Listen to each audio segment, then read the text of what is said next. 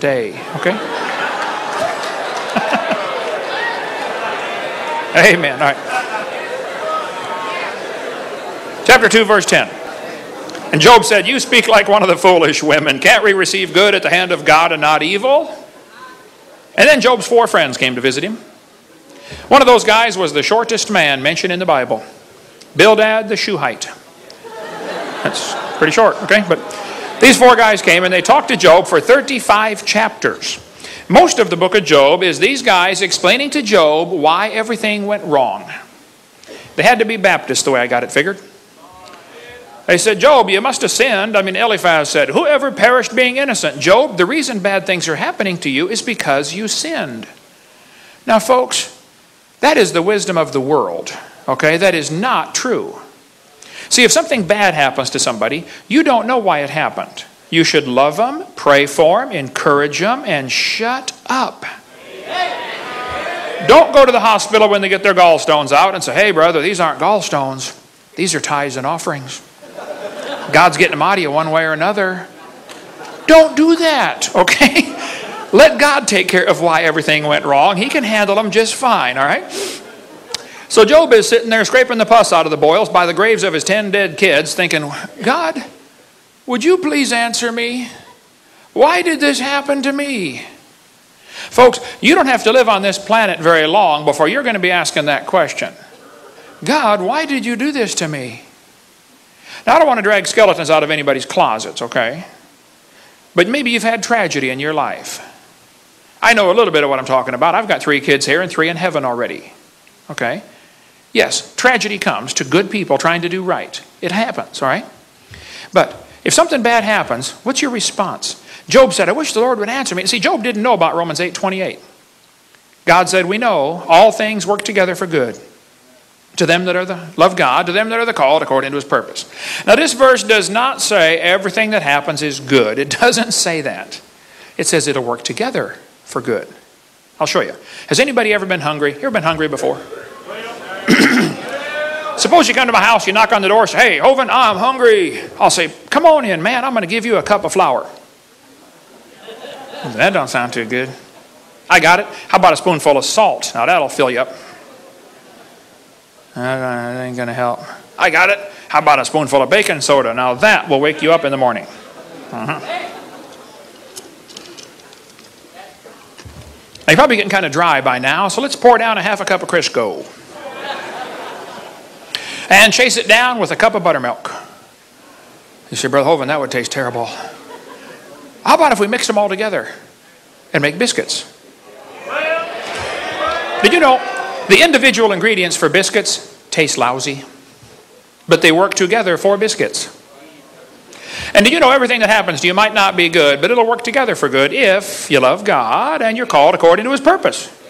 See, the Christian life is so simple. Keep your heart right with God. That's it.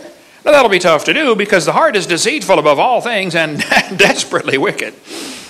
But Job is sitting there scraping the pus out of the boil saying, God, would you please answer me? And in chapter 38, the Lord answered Job out of a whirlwind. You know, if a tornado starts talking to me, I'm going to pay attention. And the Lord said, who is this that darkeneth counsel by words without knowledge? Hey, Job, your 4 friends did not know what they were talking about. And by the way, be very careful about getting any Bible doctrine from the book of Job, okay? It's true that the guys said it, but what they said was not true. And cults are always good at picking a verse out here. You better read the whole chapter, okay? Now, I believe the Bible is the Word of God, but the Bible contains some lies. It accurately records the lies of men. It's true that they said it, but what they said was not true. Okay, that's the case of these 4 guys. Anyway, God said, gird up now thy loins like a man, for I will demand of thee, and answer thou me. Where wast thou when I laid the foundations of the earth? I read that 36 years ago as a brand new Christian. And I thought, what a dumb question. God, why would you ask Job where he was when you laid the foundations of the earth? I said, God, he wasn't there. You know that, and he knows that. So why are you asking such a question? How many of you were here when God built the earth? Was anybody here when God made the earth? Only a couple of Mormons, okay. Yeah. You're in your second existence, I understand, okay. No, you were not here when God built the earth. Now, kids, this is going to be complicated, so listen carefully, okay? Since you were not here when God made the earth, that means that God is older than you are. How many can figure this out with no help at all? Okay? Did it ever occur to you that God is also smarter than you are? Did it ever occur to you that God is stronger than you are? Did it ever occur to you that God is richer than you are? You say, Brother Hovind, everybody's richer than I are. Okay. Well, God certainly is. Hey, try this one. I've said this one 1,000 times and I've never understood it once. But I say it a lot and I think about it till my brain hurts. Did it ever occur to you that nothing ever occurred to God? He's already thought of everything. He even knows everything you've ever thought about. The Bible says he understands the imaginations of the thoughts. That's a fascinating verse. He not only knows your thoughts, he knows the imaginations of the thoughts. You see, you can not only think about things, you can actually think about what you are thinking about. Think about that. The brain is amazing. The Bible says God knows the thoughts of man. And by the way, it says in Luke, Jesus knowing their thoughts. That's one of many verses that proves Jesus is God Almighty in the flesh. God knows your thoughts and he loves you anyway. Wow. Praise God for his mercy, right? Job 38:4. God said, declare if thou hast understanding. Who hath laid the measures thereof if thou knowest? Question mark. Job doesn't answer. Job's not answering any of God's questions. God said, hast thou entered into the springs of the sea? Did you know scientists didn't even know there were springs in the sea until 1977? Just discovered. Science is very slowly catching up with a few parts of the Bible. God said, where is the way where light dwelleth? Now that is fascinating. I taught physics. Did you know light doesn't stay in a place, it's in a way. It's always moving. But then it says, as for darkness, where is the place thereof? You know the speed of light, 186,282.4 miles per second. You know what the speed of dark is? 0. Darkness cannot move. Now think about it. We are the children of light. We are supposed to be on the move, get something done for God. Right? People say, well, it's getting dark. The world's so bad. Well, then turn on your light. Duh. The reason it's dark is because of you. Right? You're the light to turn it on. Right? The Bible says the gates of hell shall not prevail against it. Hey, gates don't attack you. You attack them. Yeah, let's go, man. Do something for God. Anyway, verse 24. By what way is the light parted which scattereth the east wind upon the earth? Now, wait. Is God telling Job that the light causes the wind? He sure is. And you can ask any weatherman, that's exactly correct. The sunlight causes the wind patterns. The ground heats up, expands the air. We have wind on earth because of the light. Just like God said 4,000 years ago. God said, canst thou send lightnings? Boy, it's a good thing I can't. How many of you can think of somebody that's lucky to be alive because you cannot send the lightnings? I can think of several. Yes, I can. Okay. God said, canst thou send lightnings that they may go and say unto thee, here we are. Now, wait. Is God telling Job that electricity can be used to send a message? Like radio, cell phone, microwave, TV? Electricity sends a message 2 different ways. Through the electricity through the wire and also through the electromagnetic force, the radio waves coming off of it. God told Job that 4,000 years ago. Marconi and them guys had discovered it in the last few hundred years. God asked Job 84 questions. Job never answered one. These are the kind of questions that don't need an answer. The question was designed to change the person's attitude. These are the same kind of questions you dads have to ask your kids. See, I've got 3 kids, 1 of each. I know what I'm talking about. Kids get to a certain age and they get kind of cocky and they think, they should make the rules around the house. The kid comes in one day and says, hey, Dad, listen. I believe I should be allowed to stay out till 4 in the morning with my friends. After all, I'm 10 now. And Dad says, hold on just a minute, kid. You'd like to know why you can't stay out till 4 in the morning. Well, son, let me ask you a couple of questions. Who pays the electric bill around this house? Who's paying for the house? Who paid for them clothes you're wearing, son? Who paid for that bed you slept on last night? Who pays for the food you eat and eat and eat and eat and eat and eat? Who paid for that hot water and soap you took a shower with about a month ago? Let's just get it straight, son. The Bible is very clear. He who payeth the bills maketh the rules. Second Opinions, chapter 4. You see, son, me, dad, you, kid. And if you're going to sleep under my roof and eat my food, you're going to do it my way. And if you want to do it your way, well then go get your own roof to sleep under and do it your way. See, that's the golden rule, son. He that hath the gold maketh the rules. Who do you think you are, kid? Where were you when we bought this property and cleared this land and drove off the grizzly bears and marched uphill to school 40 miles in the snow, barefoot, both ways? How many got the same speech when you were growing up? You know, okay, good, good. Let's get it straight, son. Me, dad, you, kid. I think that's what God's doing to Job. God asked Job 84 questions. Job never answered one. But Job got an attitude adjustment. See, Job had the same problem that most of us have. He did not have a good appreciation for who God was. Come to chapter 40. God said, behold now behemoth. Well, what on earth is a behemoth? Well, whatever it was, Job could behold it. Because God never tells you to do something you can't do. See, God would not say, behold now behemoth, if he could not behold now behemoth. That's deep theology, I know, okay, but think it through, all right? Now, some reference Bibles say behemoth is probably the elephant or hippopotamus. Oh, that is ludicrous. I believe behemoth is the long-necked dinosaur.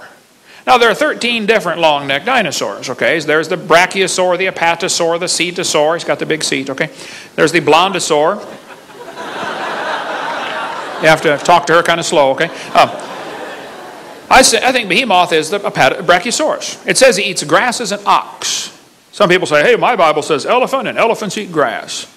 Well, duh. Bunny rabbits eat grass too, okay? A lot of animals eat grass, right? Look at the next verse. His strength is in his loins, his force is in the navel of his belly. The biggest part on him is his belly. And they say, well, elephants have a big belly. Yes, I know. Hippopotamus have a big belly. Brachiosaurus had a big belly. He has a big belly. So does he. That is just sick. Who would pose for that? Anyway, it says, he moveth his tail like a cedar. Now, hold on a minute. His tail is like a cedar tree. Have you ever seen an elephant's tail? I mean, would that remind you of a cedar tree? Or a hippo tail? Not like a cedar tree. Now, Brachiosaurus tail, yeah, that's a little more like a cedar tree than the rest of them, okay? You know, before they put those footnotes at the bottom of the Bible, I think they should be required to read the passage at least once.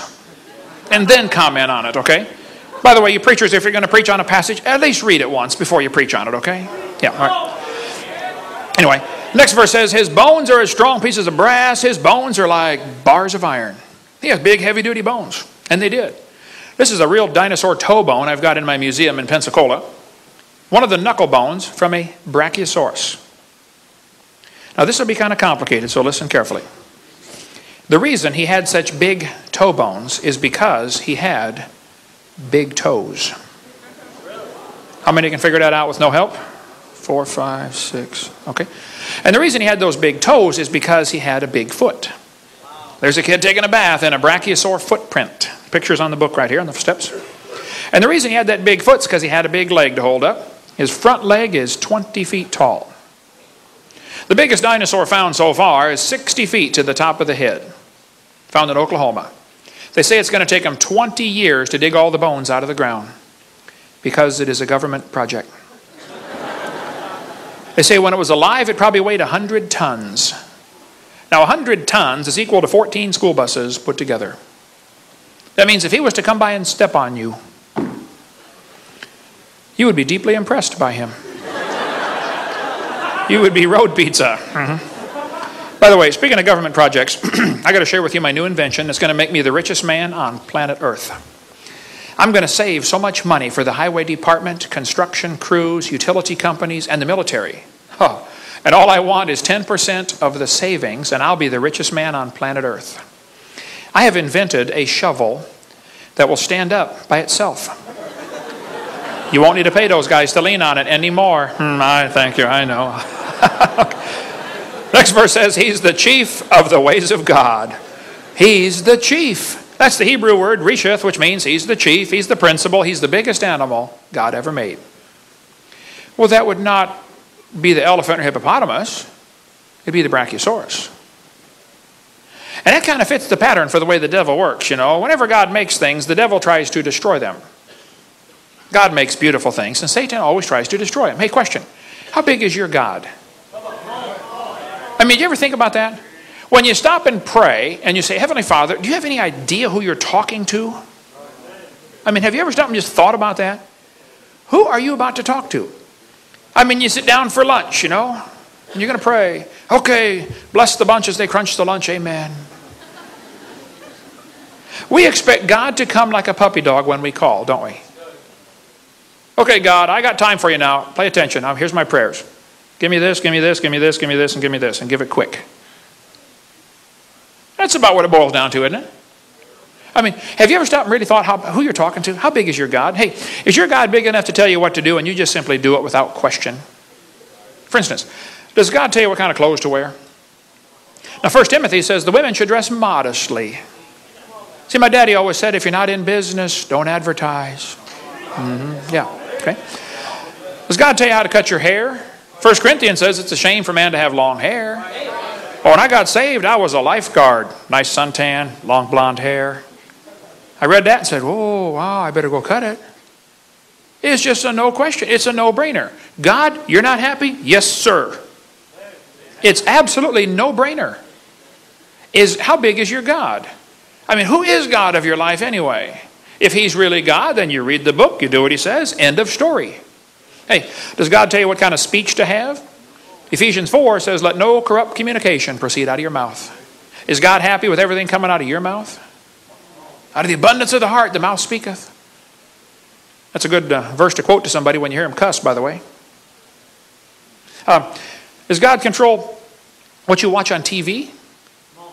Psalm 101 says, I will set no wicked thing before mine eyes. Hey, do you put wicked things in front of your eyes? Suppose you made a rule around, just suppose you made a rule around your house. If you hear a cuss word on TV, you're going to shut it off for 2 hours. If you see somebody immodestly dressed, you're going to shut it off for 2 hours. If you see somebody drinking alcohol, you're going to shut it off for 2 hours. What if you just made those 3 simple rules at your house? How much TV would you watch? None. So you might as well sell it and give that $30 a month for the cable bill to a missionary, and we could win the whole world to Christ, couldn't we? Yeah. Does God tell you what kind of music to listen to? Ephesians 5, speak to yourselves in psalms and hymns and spiritual songs, singing melody, making in your heart to the Lord. Is God happy with your music? See, God loves music. God invented music. But Satan has invented some ungodly music you shouldn't listen to. Somebody asked me one time, and they said, Hovind, do you know what you get if you play country music backwards? I said, no. He said, you get your wife back, your hound dog back, your pickup back, and you get out of jail. Yeah. God created them male and female. Did you know God invented marriage and the family and sex? I mean, he invented the whole thing. And he wants it to be wonderful. But so he put some rules down. Boys, don't touch the girls till you're married to them. Now, if you don't want to touch them, then stay away from me. I saw your kind in San Francisco, okay? But God put the rules down. He put the rules down because he wants the best. He said the adulteress will hunt for the precious life. God doesn't want you hunting for a precious life. He wants you to have a precious life. Hey, do you know why these Hollywood folks have to get married again every 6 months? Or Britney Spears, 55 hours. Jennifer Lopez, 7 months. Brandy Norwood, less than 2 years, less than 6 months. Zsa Zsa Gabor, married 1 day. Do you know why they got to get married again every 6 months? They're hunting for the precious life. They don't have it. Now listen carefully. Don't pay any attention to Hollywood. They don't have a clue. Not the clue in the world how to have a precious life. If you want to have a precious life, you keep yourself pure till you walk down that aisle and the preacher says, wilt thou? And then you wilt, or whatever they do. And then you stay faithful to that one the rest of your life. That is the precious life. Don't believe Hollywood for a second. They don't have a clue, all right? God created the living creatures, every living creature. God made the dinosaurs. He made them. And Satan said, you know, there has to be some way I can use dinosaurs against God. But he couldn't fool Adam, not with dinosaurs. Adam named them. Can you imagine the devil walking up to Adam and saying, hey, Adam, did you know dinosaurs lived millions of years ago? Adam would say, are you stupid? There's one in the backyard right there eating on a cherry tree. I mean, what do you mean millions of years ago? The devil couldn't fool Noah. I mean, he fed him every day. But for the next 4,000 years, dinosaurs became more rare. They were dying off or being killed off or whatever, you know, some of the reasons they died. And by 1809, they were just nearly extinct. And somebody found the bones and put one together. 1809, first dinosaur that we know of, put together for a museum. Satan was there that day and said, wow, here's my chance. These critters have always lived with man. I know that, and God knows that. But these people don't know that. So the devil said, I think I'm going to tell everybody they lived millions of years ago. And if they believe it, it'll make them doubt the Bible. And boy, has it worked good. You know, for the last 200 years, kids have gone to kindergarten and they get a book like this. I can read about dinosaurs. Would anybody like to take a wild guess at what the first sentence in the book says? Millions of years ago. Hey, how many kids are being taught that in your town? At your expense, you are paying for the destruction of the next generation. Now, maybe that doesn't bother you, but it bothers me. And if you think I leave my gorgeous wife and travel all over the world, been gone, let's see, over 200 days a year for years now, flew 215 times last year, spoke over 900 times. If you think I leave my gorgeous wife and my 4 grandkids because I like being gone, you are mistaken. Okay? They'd much rather be home. But there's a war going on. Somebody's got to warn the troops. Hello, to arms. The British are coming. You know, pick up your gun, guys. Let's go. There are kids by the billions being brainwashed on this planet. And Satan is using dinosaurs to do it. Nearly all the books say millions of years ago. And then we got some Christians that totally ignore the subject because they don't have an answer. Well, study to show yourself approved unto God. Get the answer and go share it with somebody, okay? Millions of years ago, the book says. I go to museums all the time. Just makes my blood boil. You see hundreds and hundreds of kids coming past these incredible displays. I mean, beautiful big dinosaur skeletons. And guess what the sign says at the bottom? Millions of years ago. See, Christians don't seem to understand this. The museums and science centers of the world, that is their church. They are preaching their gospel just like you are trying to preach your gospel. And they're using your tax dollars to preach their gospel. That's how it happens. Millions of years ago. The Bible says, Behemoth lieth under the shady trees, in the covert of the reed and fens. Now the word fens is an old English word that means the swamp. You know, the biggest swamp in the world is in the middle of Africa. It's called the Likwala Swamp. That swamp is huge. Most Americans don't appreciate the size of Africa. Here's what Africa looks like next to the entire United States. Africa's gigantic, okay? That swamp is bigger, is the same size as the state of Florida, 55,000 square miles. That swamp is huge. Did you know that swamp today is 80% unexplored? In 1885, Congo in Africa was taken over by Belgium, and it was called the Belgian Congo for many, many years. In 1960, the communists liberated them. You know how the communists liberate countries. They kill everybody. Okay, you're free now. Yeah, anyway. There were reports in that swamp it's from the 1700s when the missionaries went in there and said, man, there are dinosaurs still living in that swamp. Dinosaurs still alive? 1910, New York Herald ran an article about dinosaurs still living in Africa's swamps. Here's a Saturday Evening Post, 1948. There could be dinosaurs still alive in Africa. A big game hunter named Mr. Gobbler returned from a trip to Angola. He announced to the Cape Town newspaper, the Cape Argus, that there was an animal of large dimensions, the description of which could only fit a dinosaur. The natives call it Chippewa. In Central African Republic, they call it Nguri. Roy Mackal went there in 1980 on an expedition. He spent $250,000, went back again the next year. He went to that swamp. He said it's the most miserable swamp on planet Earth. The mosquitoes landed on them at the rate of about 1,000 an hour constantly. I mean, like swarms of dust around you. Bloodthirsty mosquitoes. 95 degrees, 95% humidity all the time. As they traveled around the swamp, the natives talked about this animal called mahamba. He said, what's that? And they showed him a crocodile. Oh yeah, that's the mahamba right there, mahamba. He said, how big does it get? They pasted off on the sandbar, 50 feet long. Now, if you're a pygmy, 4'4", a 50-foot crocodile looks really big to you, okay? And everybody says, no, crocodiles, they never get past about 17 feet. Oh, I don't think that's correct. Earlier in the summer of 2005, they killed a 24-foot crocodile in that swamp. Of course, the natives will say, oh, you should see the big ones. The natives also talk about an animal they call Mokele Mbembe. Mokele Mbembe? What on earth is that? Well, if you show them the picture of an apatosaurus, they'll say, yep, that's it, Mokele Mbembe. The natives claim these animals live underwater. They're very rare. Of course, they're in the swamp in Africa, and nobody goes out at night anyway, and there's no lights over there at night. But the animals are seen mostly early morning or late in the evening when they come out, and their favorite plant is the malombo plant. There's Dr. Mackel holding a malombo plant.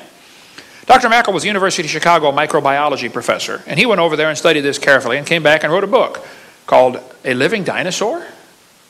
Now, he believes in evolution, but his book is great about the evidence for dinosaurs still living in African swamp. They found footprints of the creatures. A missionary friend of mine was there for 43 years as a missionary, Eugene Thomas. He's in Ohio now. Here's his phone number. Call him up. He was there for 43 years. He said, I had 2 pygmies in my church. It killed one and ate it. Dinosaurs. There have been reports of these creatures in that swamp for a long time. One Belgian Congo biologist went up there, upriver 500 miles from his house and he said he saw one, but his camera malfunctioned because the high humidity apparently ruined all the mechanisms inside. I don't know. But there have been many reports of dinosaurs in that swamp, and you can study this for yourself. One group went there, and they said the creature was dark brown in color. The skin appeared slick and smooth, had a long neck and a small head. They heard it, they saw it. It was making a roaring noise, and the government officials even saw it. There's an article here in the Boston Herald newspaper about a group going over to look for the dinosaurs still alive in the Congo swamp. All you got to do is type in cryptozoology. Crypto means hidden. Zoology means study of animals. Cryptozoology, you'll find all kinds of stuff about dinosaurs still living. The natives claim these animals live in caves along the side of the river. William Gibbons has been there 4 times now to the Congo swamp. He and I wrote this book together for kids, Claws, Jaws, and Dinosaurs. William Gibbons wrote me a letter. He said, according to our guide, Pierre Sima, we were the first white men to actually penetrate the forest and swamps bordering the Boamba River. Our informants, almost all of them Baka pygmies, with the exception of an elderly Cameroonian Muslim, are perfectly familiar with all the known and unknown animals of the swamps. While they do not regard Lakila Mbembe, it's a different language, okay, as being an unusual animal, they do fear the creature because of its ferocity in attacking hippos, elephants, and crocodiles. The animal appears to be completely intolerant of any other large creature that shares the river and controls large stretches of the river, particularly where the food supply is present. The 2 suspected dinosaurians, Mokele Mbembe and Ngubu, are observed and encountered on a regular basis. I questioned an older Baka couple that work on Pierre's plantation. Like most pygmies, they are very familiar with the flora and fauna of the region. I presented them with our book of known African animals and dinosaur illustrations. About 98% of the dinosaur illustrations were rejected except for 2, which they picked out without hesitation that they had observed, a sauropod dinosaur and a triceratops. Now, why would people in the middle of the swamp in Africa say, oh yeah, we've seen that one? Missionary Cal Bombay was there for years in Kenya. He said he and his wife saw one of these creatures, but the plates on the back were bigger, more like a stegosaurus. Down in South America, they've got the Amazon jungle, which is huge. In 1907, the British Army sent Colonel Fawcett to mark the boundary between Brazil and Peru. He was an officer in the Royal Engineers and was known as a meticulous recorder of facts. In the Beni swamps, he said he saw what he believed to be a diplodocus. The natives and the tribes around there say, oh yeah, that animal still lives out here in the swamp. Colonel Fawcett's son made sketches of the footprints. In 1883, Scientific American ran this article before they got committed to evolution. An article like this would never make it in Scientific American today because now they're dedicated to preserving the theory. But But they said the Brazilian minister at La Paz, Bolivia, had remitted to the Minister of Foreign Affairs in Rio photographs of drawings of an extraordinary saurian killed on the Beni after receiving 36 balls. By order of the president, the dried body, which had been preserved and was sent to La Paz. It was 12 meters long, 39 feet, from snout to point. It had scale armor. The neck is long, the belly large and almost dragging the ground. Professor Gilvetti examined the beast, said it's a member of a lost species. The Indians in that region make small earthen vessels in the same shape, probably copied from nature. Dinosaurs? Vaughn Goff called me 3 days ago, because I was driving up here to Indiana. He said, yeah, the natives in his area talk about a lizard that's 30 feet long, 5 feet tall, makes a thundering noise to startle its prey. The native Waiwai Indians call it Uru Fairy, and they are terrified of this creature. Here's his email. Vaughn at goffministries.org. Email him. They talk about dinosaurs still in the swamp down there. Here's a giant snake that was killed several years ago, 35-foot snake. It had eaten a man who fell asleep on the job. Stay awake on the job, fellas, okay? This snake was reported in Indonesia being 49 feet long. I don't know if it's true or not, but I mean, people might have exaggerated, but that's the reports of a giant snake down there. Colonel Fawcett said he killed a 62-foot anaconda snake. And the natives were terrified. They said, Colonel, if there's one, there's going to be another one. The officials of Brazil-Colombia boundary in 1933 killed a 98-foot snake, 2 feet in diameter, weighed 2 tons. The cook from a hotel in Amazon said they saw a 100-foot snake that the military hunted down after it killed and eaten 2 soldiers. The head was 5 feet long. Reuters News Service reported a 130-foot snake back in 1997. This thing floated down the Amazon River. Nobody poked it to see if it was alive, but they reported it's over nearly 150 feet long. Amazon River is huge. Halfway up where a former student of mine was a missionary for years, he said the Amazon River way back here is 9 miles wide. That's a big river. There's a lake in Scotland called Loch Ness. Has anybody ever heard of Loch Ness? Loch Ness is a huge lake, 24 miles long, 1 mile to 1.5 miles wide, up to 900 feet deep. Loch Ness is big enough that everybody on planet Earth could go drowned in it at the same time. It would hold the entire population of the world. 6 billion people would fit in that lake. It's huge. In 1933, a roadbed was cut into the side of the mountain, because before 1933, if you wanted to see the lake, you got to climb over the mountains or go upriver 7 miles in your boat. So not many people went there. Very sparsely populated. 1933, the first year the road was put in, there were 52 separate sightings of the Loch Ness Monster. This author said there have been 9,000 reported sightings today. Now that was back in the 1960s when this book was written. Today it's over 11,000 reported sightings of the Loch Ness Monster. 11,000. Of course, some are fakes and frauds, okay? I wouldn't trust the, Weekly World News, where they got all this weird stuff in there. But Sir Peter Scott's a member of Parliament. He said he saw it. He believes it's a plesiosaur. Almost everybody that sees it says it's this animal right here, a plesiosaurus. Long neck, 4 big flippers. One guy wrote a book and he said, some people think Nessie is a plesiosaur. There's one thing wrong with this theory. Plesiosaurs are believed to have become extinct 70 million years ago. Oh, is that what's wrong with the theory? I think this evolution theory has got to be the biggest hindrance to scientific research there's ever been. Okay? You look at the facts, forget your theories, look at the facts and come up with your conclusions. Okay? Arthur Grant nearly ran into Nessie on his motorcycle one night. He said, I had a splendid view of the object. In fact, I almost struck it with my motorcycle. It had a long neck, large oval-shaped eyes on top of a small head. The tail would be 5 to 6 feet long. He describes it, 15 to 20 feet long altogether. He said, knowing something of natural history, he was a veterinarian student, okay? He said, I've never seen anything like it in my life. Here's the sketch he drew of what he nearly ran over on his motorcycle. A 20-foot long plesiosaur. Alexander Campbell was the game warden for Loch Ness for 47 years. He said he saw it 18 times. There's the sketch he drew of it. Many people have tried to catch the Loch Ness Monster. They've used everything you can imagine for bait, and some things you could not imagine. So far, nobody's caught it. I mean, the lake is huge. But there have been many, many sketches drawn.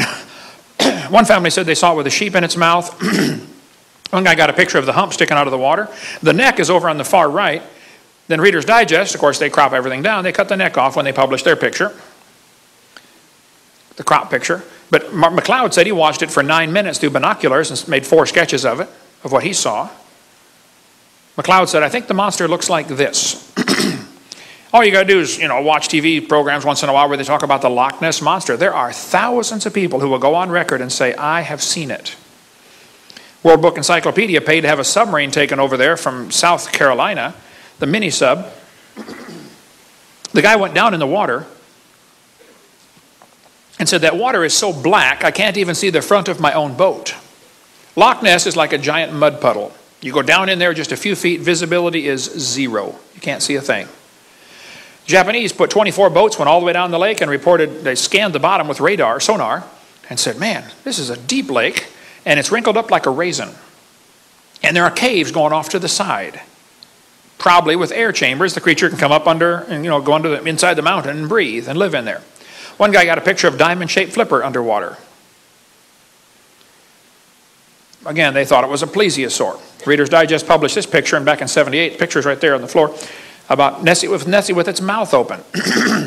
We can go all day about Loch Ness Monster, but they said this photograph was a fake, and it probably was, but I don't know. It's interesting, they waited till the last guy involved died to announce it's a fake. Now how do you check out the truth? But anyway, there are other lakes besides Loch Ness. There's Loch Lochy, Loch Morar. There are many other lakes reporting creatures. There's one called the Morgwar, the Cornish sea serpent by England.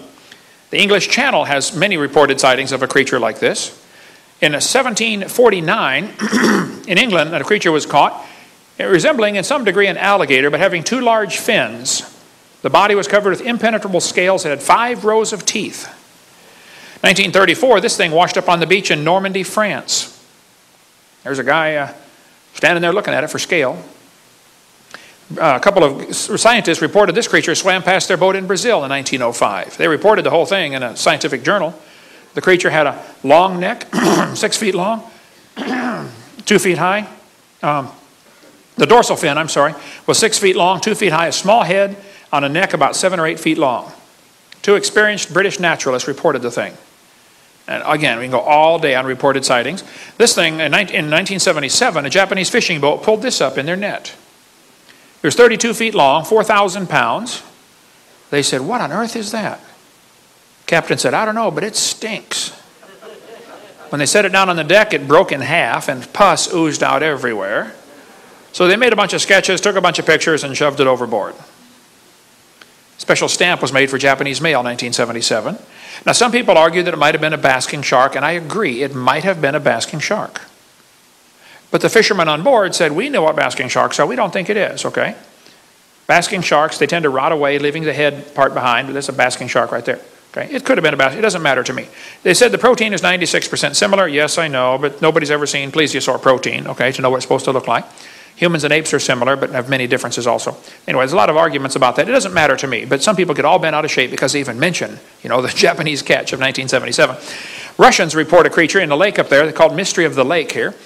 What looked like a dinosaur washed up on the beach in Russia in 1994. It was 39 feet long. This thing apparently is a doctored photo of a shark. Somebody with Photoshop, made it look like a plesiosaur, but actually it's a doctored photo. But so be careful. There's plenty of frauds out there, no question. But the existence of a fraud or counterfeit does not disprove the existence of the original. Right? In 2004, a bunch of people over in Papua New Guinea reported a creature like a dinosaur, 10 feet tall, with a head like an alligator, or tail like an alligator, a head like a dog, right there on the island in the city of Kokopo.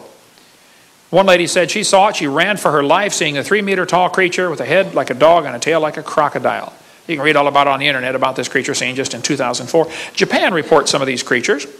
The North Island, Hokkaido, reports them, and the South Island down here of Japan. They call it Ishi in Lake Ikeda.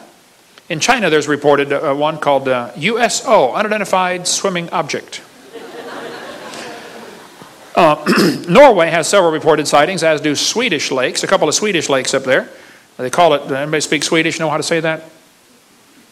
Stores, Jordan. Close enough, yeah, okay. You don't speak Swedish, do you? You're lying, okay. In Norway, they've got a creature. They say it's very similar to the Loch Ness Monster. Hundreds of folks claim they've seen it. It's in the news occasionally, kind of like Loch Ness, okay? Canada has reported sightings of these creatures, Canadian lake monsters. Nessie's Canadian cousin. There's a lake in the town of Kelowna called the Lake Okanagan. It's a huge lake. It's 80 miles long. I've been up there twice to speak in the town of Kelowna. The natives call this creature the Ogopogo. We sell a book on our table back there if you want to get that. The Ogopogo. Very similar to Loch Ness Monster. Thousands of folks claim they've seen that one. This article says they were the latest among thousands to see something strange in this narrow 80-mile long lake. One guy swam the length of the lake and said the thing came up under him, scared him half to death.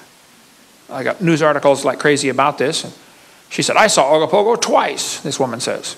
I interviewed John Caruso. He and his family were sleeping in their boat on the lake. They're camping out on the lake in their big boat. And something bumped the bottom of their boat and woke them all up in the middle of the early in the morning. They went out and saw 2 Ogopogos swimming across the lake. He went back, grabbed his camera. By the time he got it, it was pretty far away. But he gave me a copy of the video footage of what he saw at about quite too far away to make out the details. But he said, "Look, Brother Hovind, I saw the Ogopogo." Many, many folks will go on record and saying, "I have seen it." There's one in Cadborough Bay, British Columbia. There's a book about that if you want to read more. A baby caddy was found inside the stomach of a sperm whale. They say it has a short pointed front flippers and a long-necked beast with a horse-like head. One guy caught a baby one with his dip net, drew a sketch of it before he released it. He didn't know what it was, so he let it go. I interviewed this guy for an hour. These 4 guys were fishing in Canada when a creature chased their boat off Cape Sable Island, Nova Scotia, when I was preaching up there. It happened in 1992 when I met him. He said he was 67 when this happened. He'd been fishing out there since he was 5. He said this 40 to 50 foot long creature chased their boat for 1 to 2 miles. He said the neck was 2 feet thick and 8 to 9 feet long. It had 9-inch diameter eyes. He said they were 6 miles south of Cape Sable Island. He said, "I don't want to see it again." That's what he told me. This thing washed up on the beach in Newfoundland. Sometimes big blobs wash up. Sometimes it is whale skin, actually. The whale dies, gets eaten, and the layer of blubber, washes up. Sometimes it's a basking shark. Parker Cove, this thing washed up in Parker Cove, Canada. I talked to many folks who said they saw it. A lot of people went and analyzed it. I don't think it's ever positively determined what it is. It might have been a basking shark, but nobody knows positively. But it's gone. People cut pieces off it. The vertebrae do tend to look like shark vertebrae instead of any other kind. It's just interesting. The stuff like this washes up on the beach. But we sell a book called Monster about North American lake monsters. Lake monsters and sea serpents. A good book by Lauren Coleman, who's a cryptozoologist, but also an evolutionist. Okay, I interviewed Jacques Boivet for 3 hours. He collects sightings of the Lake Memphremagog creature between Vermont and Quebec, Canada.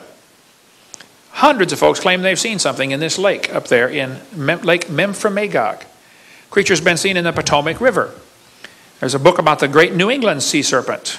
There's an island off Connecticut and Rhode Island called Block Island, where many folks claim they've seen creatures swimming around out there. They call it the Loch Ness Monster. One washed up in 1996, another was something else washed up in 2004, never was identified that I know of. And I interview people all the time. Lake Erie's apparently got one. Erie's Bessie matches Nessie. They say it's 35 feet long, has a snake-like head. It's in the newspaper once in a while about Lake Erie's monster. Okay, you can read all that for yourself. But a dead baby creature was found on the beach of Lake Erie. A guy took it home, stuffed it, and mounted it. He's a taxidermist. He said, "You tell me what it is." I don't know. Dr. Ball bought it. It's in his museum in Texas. It's never been identified. They're not sure what. It may be a fake. Nobody knows, but very interesting little critter. I interviewed the sheriff who saw that one of the first guys to see the Scituate Harbor monster, 50 feet long when it washed up on the beach. Everybody started cutting pieces off. By the time they got the photo taken, it was pretty butchered up. Some people argued it's a basking shark. Others said it's a real sea serpent. The health department said, "We don't care. It stinks. We're getting it out of here." And so they blew it up with dynamite. California, 1925. This critter washed up on the beach. That's the head. Here's the neck going down to the right. Just the neck was 20 feet long. Well, everybody that examined it said it was a plesiosaurus. 20-foot neck. One atheist wrote me a letter and said, "Hovind, you're so stupid." He said, "Don't you know that was a whale?" I said, "Now just exactly where is the neck on a whale?" "Ought to be between the head and the flippers." He said, it's a rare form of Bard's beaked whale. Oh, it's pretty rare, all right, with a 20-foot neck. Duh. The people who saw it said it's a plesiosaurus. Why is that so hard to believe? You know why people resist explanations like that? It goes against their theory. They like the evolution theory because it gives them freedom from God. That's why they like that theory. And we could spend all day on cryptozoology stuff. I have studied this for years and love. I've interviewed now 100 people that claim they've seen a living dinosaur. In New York, 1969, the harbor police chased something much bigger than a whale upriver. Never did catch it. Could have been a zeuglodon or a basilosaurus, I don't know. But the White River monster in Newport, Arkansas has been reported many times. Up until 1973, it apparently disappeared. Not the White River monster now. She's a senator of New York, okay? The white water monster, okay? Arkansas Senate passed a resolution that said it's unlawful to molest, kill, or trample the White River monster. Off the coast of Jupiter, Florida, something's been seen similar to a dinosaur swimming in the ocean out there. You can read the articles for yourself. A lot of this stuff's on my website, Dr. Dino. You can read all about this. There's a lake between New York and Vermont called Lake Champlain, where many people claim they've seen the Lake Champlain monster. I interviewed Sandy that took this picture. I said, Sandy, do you think you saw a dinosaur? She said, no, I know I saw a dinosaur. She and her husband and 2 kids watched it for 10 minutes.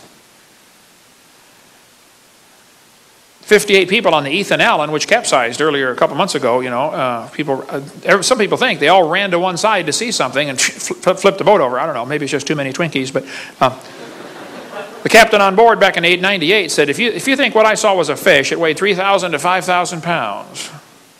The Bible talks about the dragons of the waters. He shall slay the dragon that is in the sea.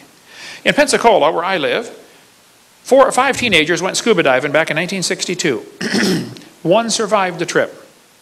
Here's what he said. They were going out to the sunken ship in the Pensacola harbor called the Massachusetts. And here's what he said. I've got tons of stuff on this. He said, we were in an Air Force rescue raft bound for a sunken ship a few miles off the coast. Midway out, we were caught in a storm and dragged out to sea. When the storm cleared, we were in a dense fog. We began to hear strange noises like the splashing of a porpoise and a sickening odor like dead fish. The noise got closer to the raft, and I heard a loud hissing sound. Out in the fog, we saw what looked like a long pole about 10 feet high sticking up out of the water. On top was a bulb-like structure. It bent in the middle and went under. It appeared several more times, getting closer to the raft. The silence was broken once again by something out of the fog. I can only describe it as a high-pitched whine. We panicked. All 5 of us put on our fins and went into the water. Keep together and try for the ship, I yelled. After we got in the water, we got split up in the fog, and from behind I could hear the screams of my comrades, one by one. I got a closer look at the thing just before my last friend went under. The neck was about 12 feet long, brownish green and smooth looking. The head was like a sea turtle, except more elongated. The eyes were green with oval pupils. I don't know how long it was before I heard a scream. It lasted maybe half a minute. Then I heard Warren's call, hey, help me, it's got Brad, I've got to get out of here. His voice was cut off abruptly by a short cry. Brad, Warren, hey, where is everybody? I yelled back at the top of my lungs. Larry now swam with Eric and me. Warren and Brad were nowhere in sight. Right next to Eric, that telephone pole-like figure broke water. I could see the long neck and 2 small eyes. The mouth opened and it bent over. It dove on top of Eric, dragging him under. I screamed and began to swim past the ship. My insides were shaking uncontrollably. He drew a sketch of the thing that killed his friends. He said, I finally made it to the top of the ship and stayed there most of the night. Next morning I swam to shore, was found by the rescue unit. That's the sketch Brian McCleary drew of what he saw that killed his 4 friends. I was speaking in Fort Walton Beach, Florida one time, and Valerie Bill came to me and said, Mr. Hovind, my stepson Larry Bill was one of the kids who was eaten. That story you are telling is correct. But the Pensacola News Journal said, after they interviewed him, they said, this is a beach town. You know, people come here to go swimming. We're not going to report that your friends got eaten by a dinosaur. We're going to report that they drowned. So that's what the newspaper said. 4 teenagers drowned. Panama City, there's been something seen there similar. Youth director at a Lutheran church told me his whole youth group was in the van and they saw a creature like that in Panama City Harbor. There have been many reports of dinosaurs still living. There could be some pterodactyls still alive. The natives call the animal the Congomato. If you're in Congo, in Kenya they call it Batamzinga. Steve Romandi was on the Kenya Olympic running team. He called me and said, he was going to school in Louisiana. He said, Mr. Hovind, I saw those creatures. He said, we've got them in my village in Kenya. He said, their favorite food is decaying human flesh. They dig up graves and eat the bodies. They kept talking about the Kangamato. Well, we could cover dinosaurs still living for hours, but there have been lots of reports of pterodactyls still around. I get calls about this from people all the time, about pterodactyls being seen in Papua New Guinea or in Indonesia or in Venezuela. Wish we had time to cover all that, about all these pterodactyl sightings. Dave Wetzel went there and said, man, the natives kept talking about this flying ropin that glows in the dark over in Papua New Guinea. It lives on the island right there. So, what's the point? You say, Brother Hovind, who cares? Yeah, I think there might be some dinosaurs still alive. And I think we have really been lied to about the dinosaurs. Now, I don't think there's many, and it's probably safe to go to the dorm, okay? Don't get excited and think, wow, we're going to get eaten by a dinosaur. No, it's not that way. The hallway will be clear tonight, I assure you, okay? But the Indians had a legend called the Thunderbird. They said a giant bird got hit by lightning. When they found it 3 days later, the buzzards had picked the bones clean, but they said the wingspan was 20 feet and had a bony bump on the back of its head. The Indian prayer sticks, to this day, have the head of a pterodactyl on them. Now, Henry Ford put an eagle on the taillight of his Thunderbird. It should have been a pterodactyl. You blew it, Henry. French explorers Jacques Marquette and Joliet stopped near what now is the town of St. Louis and reported they saw a big ugly bird painted on the cliff on the other side in Alton, Illinois. The Indians said, oh, that's a Piasaw bird. A great chief killed him years ago. They painted the picture up there for years. They finally put a big metal plaque. There's me down below it for scale. They took it down for fear the plaque would fall. I guess they just recently put it back up. I don't know. But if you go to Alton, Illinois, you'll see Piasaw. You know, Piasaw Dairy Queen. It's pretty famous over there. Whatever the Piasaw bird was. Okay. And we talk a lot about that. People say, well, Brother Hovind, why do you speak about dinosaurs? Well, for one thing, Satan's using them to teach his gospel. It's time Christians, put up a defense. Christians are confused where they fit in. They are a great evangelistic tool. Kids will gather around you like crazy when you get dinosaurs. He's the chief of the ways of God. Well, then God ought to get the glory. Now, the Bible also talks about Leviathan, but that's a whole other story. We'll cover Leviathan some other time. So basically, God made everything in 6 days. Dinosaurs lived with man. People have killed most of them. There could be a few still alive. And Christians need to quit worrying about dinosaurs and start using them for God's glory. We'll cover more on that in the next session.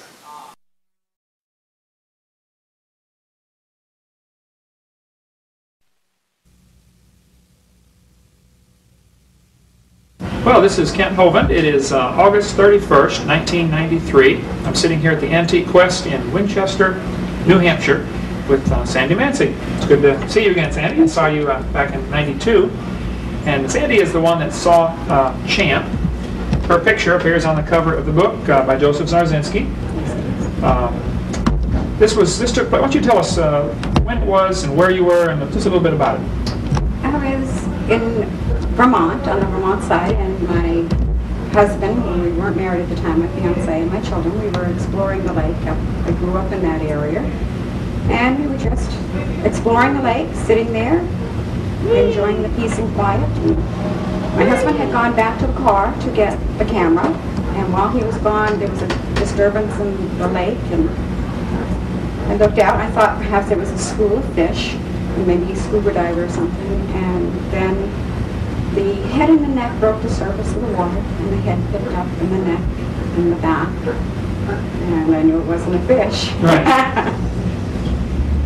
Well, great. And some people said I heard somebody told you that they thought maybe it was a duck. I think it's about a 2,000-pound duck. A 2,000-pound duck.